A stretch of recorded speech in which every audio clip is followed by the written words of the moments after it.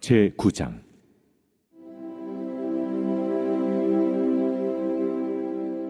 메대 족속 아하수에로의 아들 다리오가 갈대아 나라 왕으로 세움을 받던 첫해, 곧 그 통치 원년에 나 다니엘이 책을 통해 여호와께서 말씀으로 선지자 예레미야에게 알려주신 그 연수를 깨달았나니, 곧 예루살렘의 황폐함이 70년 만에 그치리라 하신 것이니라.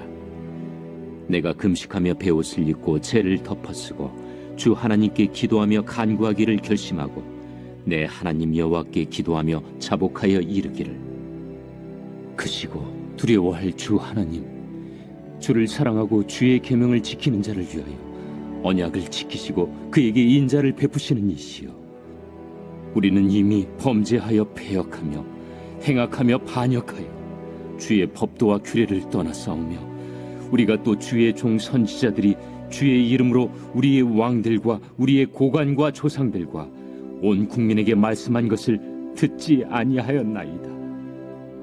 주여, 공의는 주께로 돌아가고 수치는 우리 얼굴로 돌아옴이 오늘과 같아서 유다 사람들과 예루살렘 거민들과 이스라엘이 가까운 곳에 있는 자들이나 먼 곳에 있는 자들이 다 주께서 쫓아내신 각국에서 수치를 당하였사오니, 이는 그들이 주께 죄를 범하였음이니이다.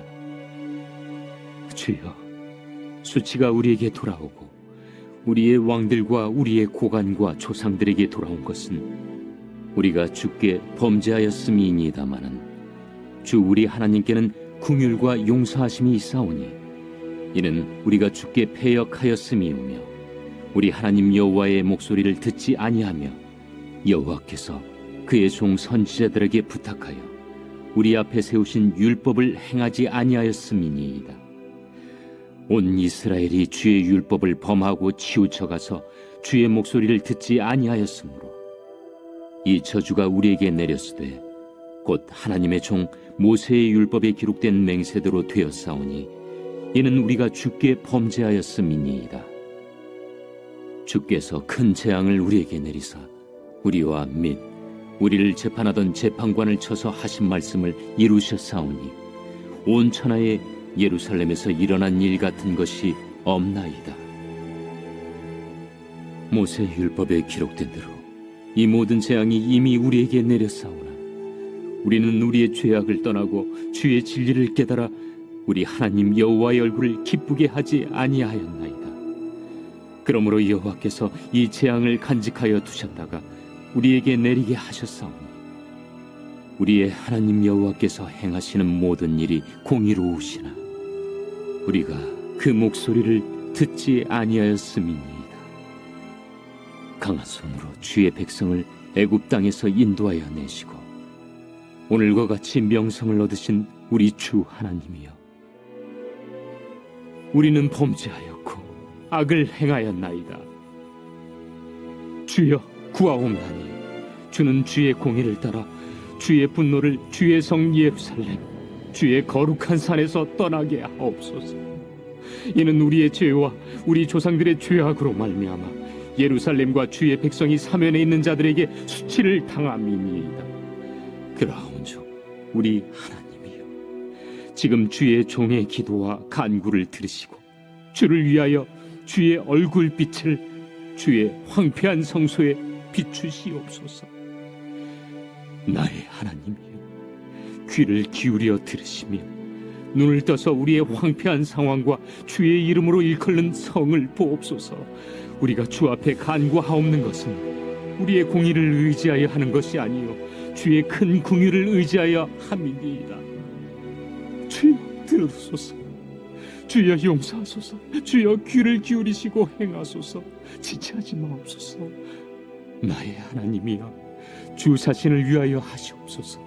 이는 주의 성과 주의 백성이 주의 이름으로 일컬는 바 됨이니이다.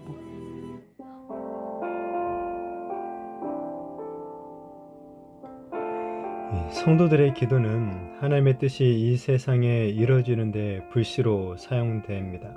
하나님은 기도의 사람들을 사용하셔서 당신의 뜻을 드러내시고 이 세상을 통치하시는 거죠. 이 다니엘서에서 나타나는 이 다니엘의 특징 중 하나는 그가 기도의 사람이었다라는 것이에요. 그는 비록 이란 민족의 포로 신분으로 있었지만 늘 기도의 습관을 가지고 이 삶을 살았었음을 보게 됩니다. 이렇게 기도하는 다니엘을 하나님은 하나님의 일에 쓰셨던 것을 우리는 또 보게 되죠. 다니엘이 하나님께 오늘 기도를 하는데 이 기도를 하게 된 이유가 있습니다. 그것은 바로 하나님의 말씀을 깨달았기 때문이죠. 이 다니엘이 에레미야 선지자 글에서 이스라엘의 포로 생활이 70년 만에 끝날 것이다 라는 것을 깨닫게 됩니다. 지금 이 바벨론에 의해서 나라가 망하고 포로로 끌려온 다니엘로부터 이 모든 유다 민족들의 관심은 아마도 우리 민족이 처한 이 고통이 언제 끝날 것인가, 정말 하나님께서 우리를 잊어버리셨는가 하는 그것이었을 것입니다. 게다가 결코 무너지지 않을 것만 같았던 이 바벨론 제국이 메데와 바사 제국에 의해서 이 멸망을 당했어요. 자, 이렇게 바벨론이 멸망했는데 우리 민족은 해방되지 못하고 여전히 포로로 잡혀 있거든요. 고민과 간절함을 아마 가지고 있었겠죠. 그 가운데 이렇게 말씀을 읽다가 하나님의 계획, 그러니까 70년이 지나면 고국으로 돌아가게 될 것이다 라는 것을 깨달은 거죠. 자, 이 말씀을 깨닫자 다니엘이 하나님 앞에 엎드려 금식하며 베옷을 입고 재를 덮어쓰고 기도를 하고 있죠. 다니엘은 지금 하나님의 그 약속의 말씀을 붙잡고 기도를 하고 있는 거예요. 하나님께서 오래전에 하신 약속을 근거로 하나님께 간절히 엎드리고 있는 거죠.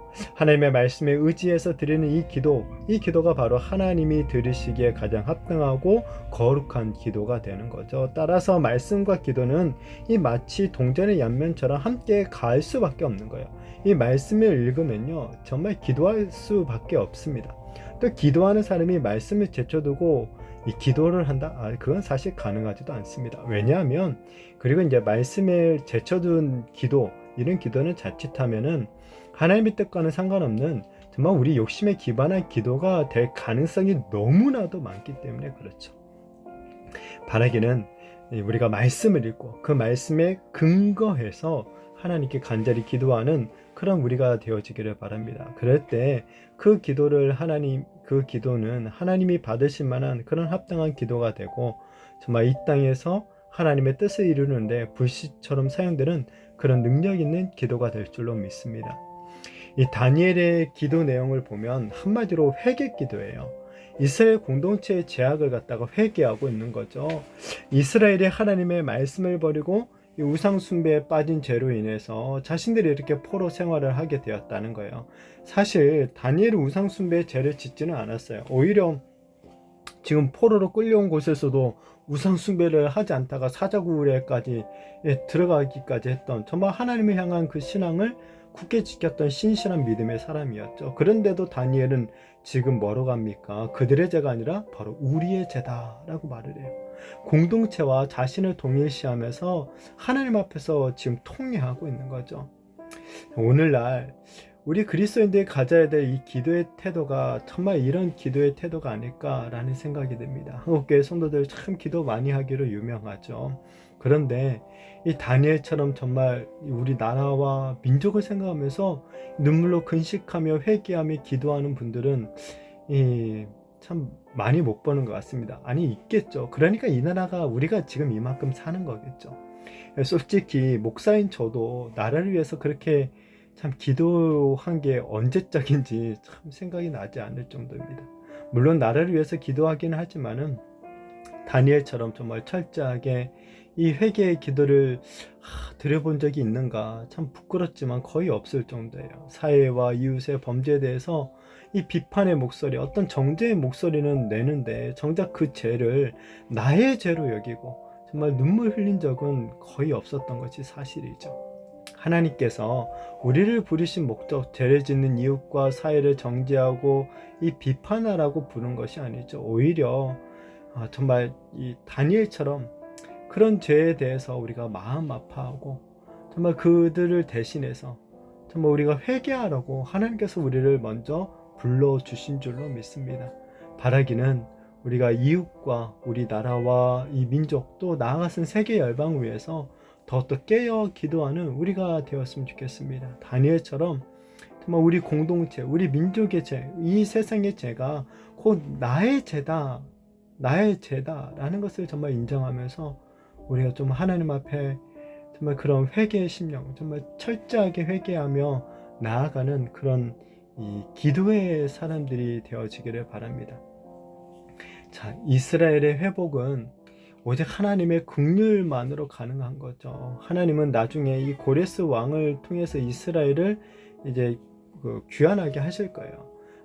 솔직히 그러니까 우리가 기도하지 않아도, 그러니까 우리가 뭘 하지 않아도 사실 하나님께서 원하시면 하나님의 때에 하나님께서 모든 일들을 이루어 가시죠. 역사를 성취하세요. 우리와 상관없이. 자, 그러나 이 다니엘은 지금 하나님의 긍휼을 의지하면서 그 일이 성취되기를 간절히 간구하고 있는 거죠. 왜냐하면 이 진정한 구원이라는 것은 오직 하나님의 긍휼에서 비롯되는 것이기 때문에 그런 거예요. 그러니까 우리가 쉽게 말하면 우리가 회개 기도했다고, 우리가 뭐 이런저런 노력을 했다고 구원이 자동적으로 이루어지는 것은 아니라는 거예요. 그렇지만 뭡니까? 우리가 긍휼이 많으신 하나님, 그 하나님을 믿는 거죠. 그 하나님께서 정말 우리의 간절한 이런 기도에 이 반드시 그 약속대로, 하나님의 그 약속대로 회복과 구원의 은혜를 베풀어 주실 것을 믿으며 나아가는 것이죠. 정말 바라기는 우리가 속한 이 나라와 민족이 회복되기 위해서 하나님의 긍휼하심만을 더욱더 바라보며 기도하는 우리 성도님들이 되시기를 바랍니다. 우리 자신을 위한 기도 제목도 참 많이 있지만은 우리가 이제는 이 공동체와 나라를 위해서 기도하는 데까지 나아가는, 정말 이 땅과 온 세계와 열방 가운데 하나님의 뜻이 이루어지기를 위해서 간절히 기도하며 또 그렇게 쓰임을 받게 되는 저와 우리 모든 성도님들이 되시기를, 또한 우리의 이런 이 간절한 기도에 하나님께서 놀랍고도 정말 선한 이 긍휼이 많은 그런 응답을 주시는 은혜와 역사들이 있게 되어지기를 예수님의 이름으로 축복합니다.